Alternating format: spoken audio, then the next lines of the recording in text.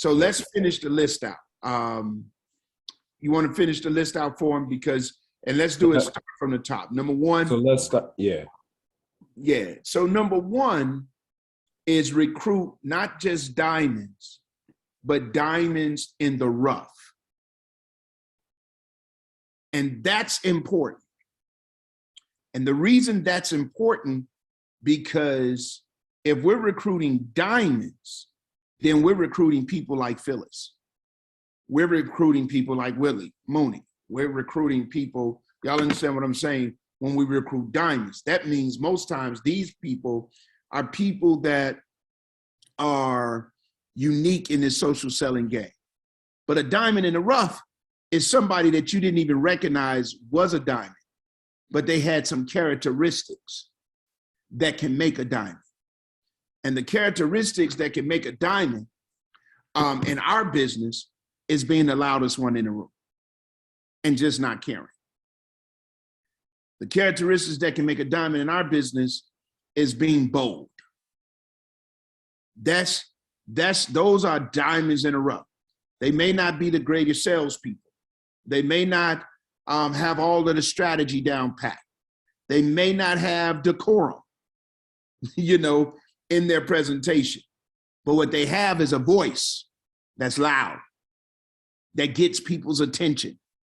And they also have boldness, meaning they don't care that their voice is heard. And they really don't care that people think they're loud. That's who that diamond in the rough is. Number two, when we look at it, number two, we discuss is building heroes. And that is when someone does something great, celebrate their hard work. This is an excellent way of fueling motivation, not only in that person, but also fueling motivation for others that are paying attention and watching. Number three, nobody seemed to have gotten this one, which I think is very important. Respect everyone's strengths and weaknesses. One thing that we have to embrace is the fact that we are in a people business, and all people are not the same. All people are not the same. And since all people are not the same, we want to be able to identify the strengths of those that are on our team and even the weaknesses. But we don't want to browbeat and try to force someone's weakness to become a strength and they're not successful at it. Because when you do that, that creates disappointment. That creates low morale. So we want to help build on strengths, help supplement weaknesses with various strategies, concepts, and ideas, where we keep the momentum and the energy high. Does that make sense? Y'all let me know. Now, the fourth one is actually reinforced training. Number 4, reinforced training. And if I have if there's somebody that's actually taking notes, I lost Minister Mooney. I don't know where he went. Can you dump these? I'm still here. Okay, I was going to ask somebody to dump these in the chat box. Number 4 is reinforced training.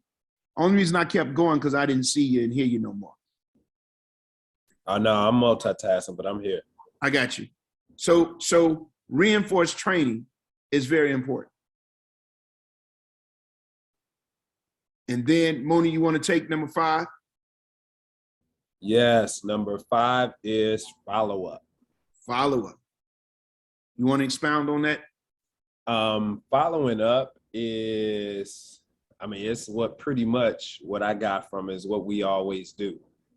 And you know what? And not just with, a lot of times we say follow up with your customers or your prospects, potential prospects, stuff like that.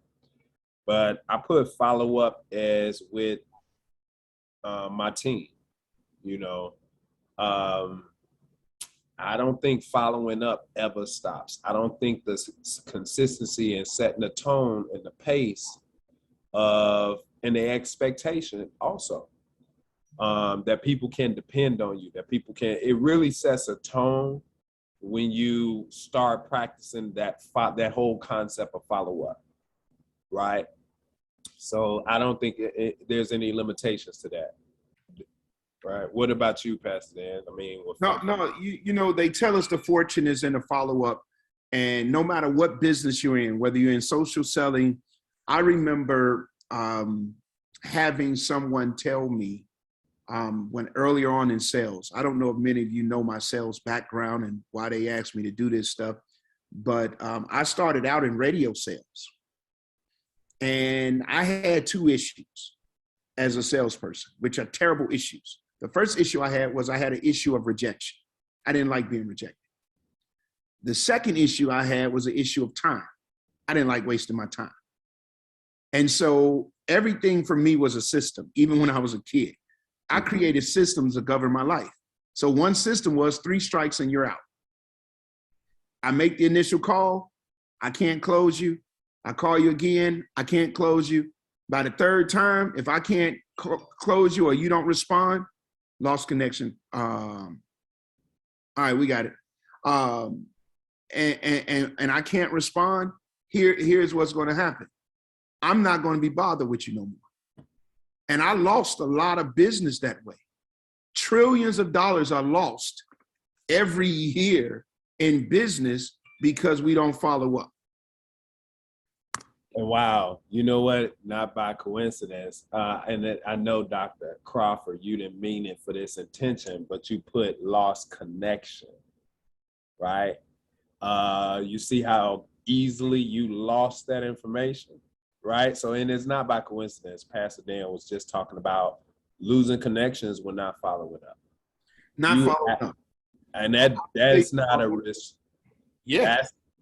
That's across the board. I'll tell you a lack of follow-up story. There was this lead that came in when I was in radio sales, and I called, and number one, I judged it. I judged the name, I judged everything, and I was like, oh, they ain't about no money. I ain't about to be bothered. And so I called once, didn't follow up, called again, didn't follow up. And then I stopped calling, and they kept calling, and I stopped responding.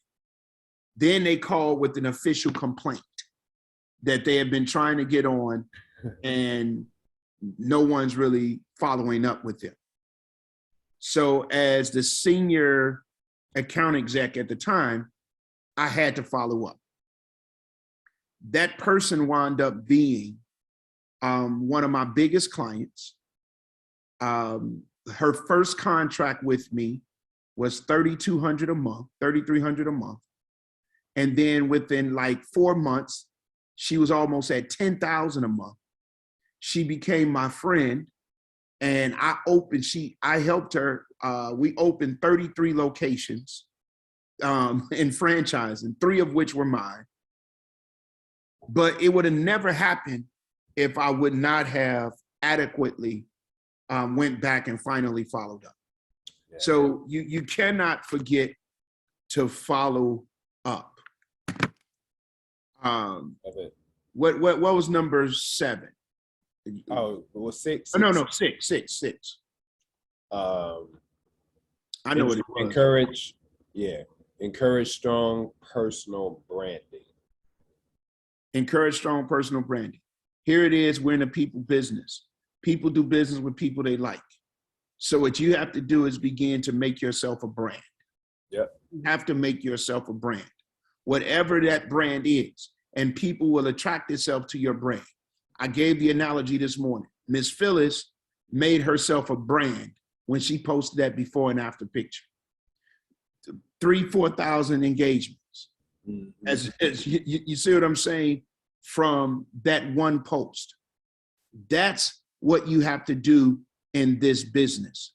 You have to become, I did a teaching before, a training called "You Got to Become Contagious." You remember that, Minister Mooney? Oh, based off of that, that's what I named my team. So just based off of that, you got to off of that training. Absolutely, you got to become contagious, and the way that you do that is you build a brand that people desire to engage with. Go ahead and take number 7 through 9. So number 7 is the contest. And concept of the contest is incentivizing, motivating, building momentum, right? As well as affirmation, and not just a contest, an inclusive contest, but more so the acknowledgement and giving people the opportunity to really giving them the opportunity to be engaged, especially like now is an excellent time for incentives and building momentum and contests right now, right? Especially now with the flat belly lifestyle and he gave examples of different contests that people can use. Like, hey, the person who, let me give you one. It was in the area of with the flat belly challenge, but let's say the one who sells the most flat belly chocolate packages, with phases 1, 2, and 3. Or what about this one? The person who gets the most people to the dispensary to do a blood scan or a blood type. It's just so many different things. But the key component is with the contest is engagement. That's it. And one important note, thank you, Bernardine. Don't wait on Wakana. Exactly.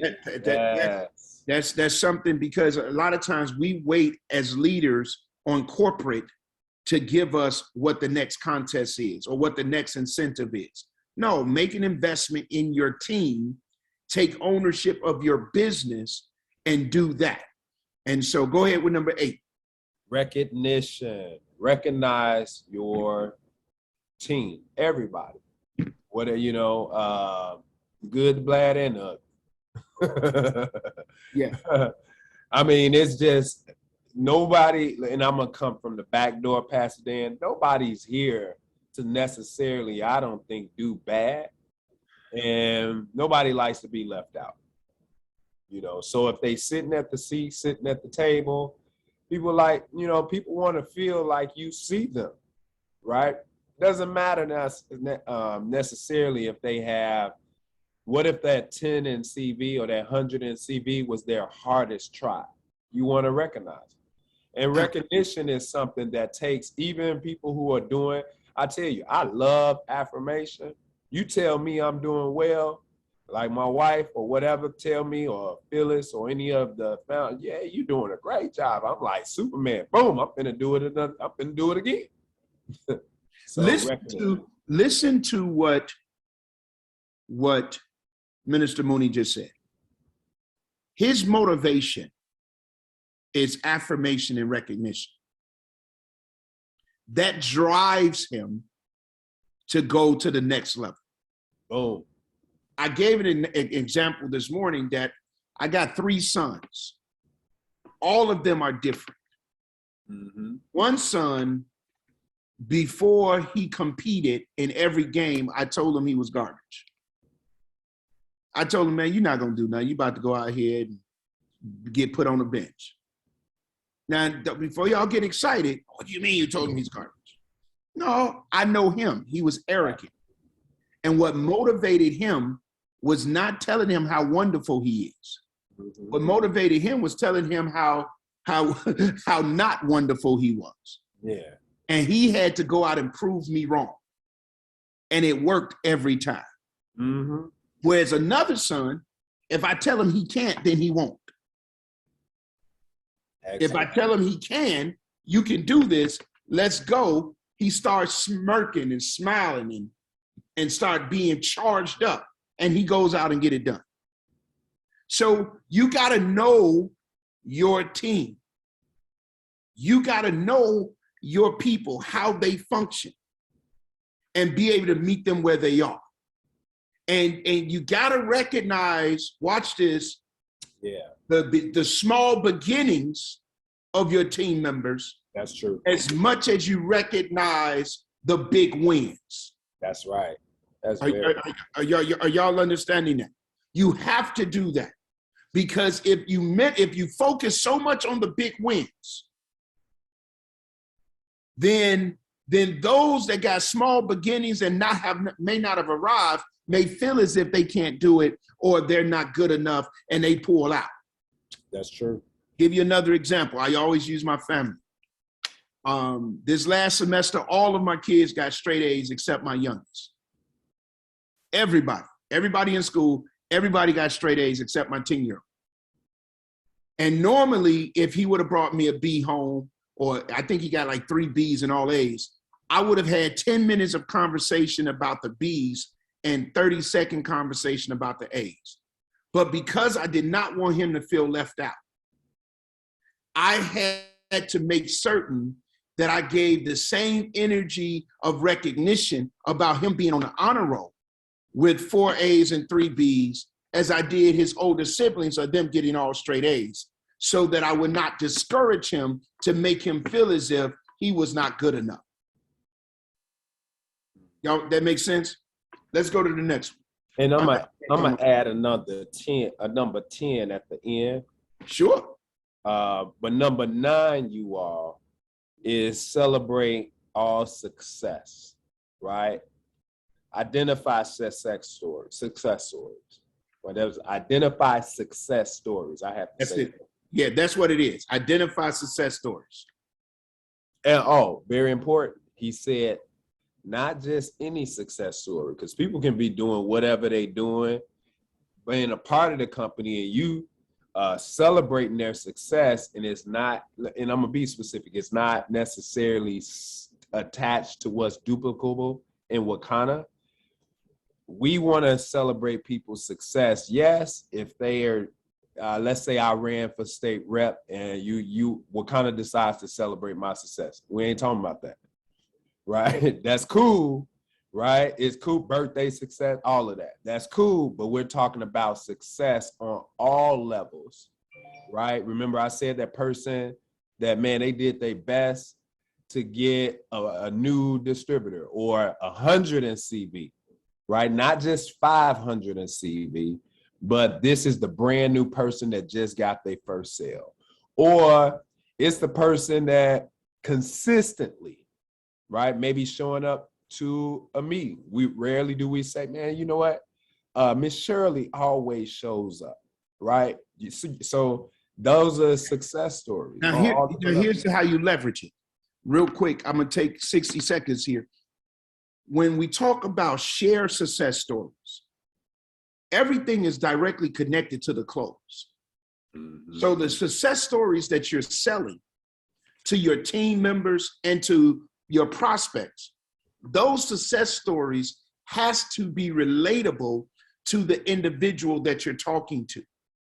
That's why, and it has to be duplicatable or duplicable. Whereas if Minister Mooney stood up in front of a crowd, that same success story that he shared about, let's say, Phyllis weight loss, it'll work in this group. And you may not have that success story yet because you haven't gotten on a challenge yet, but you learn how to use the success story of your team members, which is why you should share their success stories amongst the team, and so that everybody kind of know what's happening and then be able to share it outside. I know you said you got one more, so go ahead and drop. Number 10 is this, because Pastor Dan was speaking to the leaders or the potential leader, right? Or the inspiring leader. And some people may say, okay, I got these kind of, I could do some, but this is personal. This is one that I want to give to you because I shared this story, you all, with one of my team members when I first started in Wakana, and I didn't feel necessarily validated because, affirmation that I fit, okay, well, maybe this isn't for me. Or, I never thought that, but maybe I'm going to just lay low, right? You might be saying, maybe I'm going to lay low. Number 10, as a leader, and you see yourself as that, is step up, show up, but not push yourself in a room, but find your way to the front of the room. Like, don't just lay low. There are plenty positions right now, and I'm not saying physical positions, spaces that you right now can move in within our company because they're not being manned.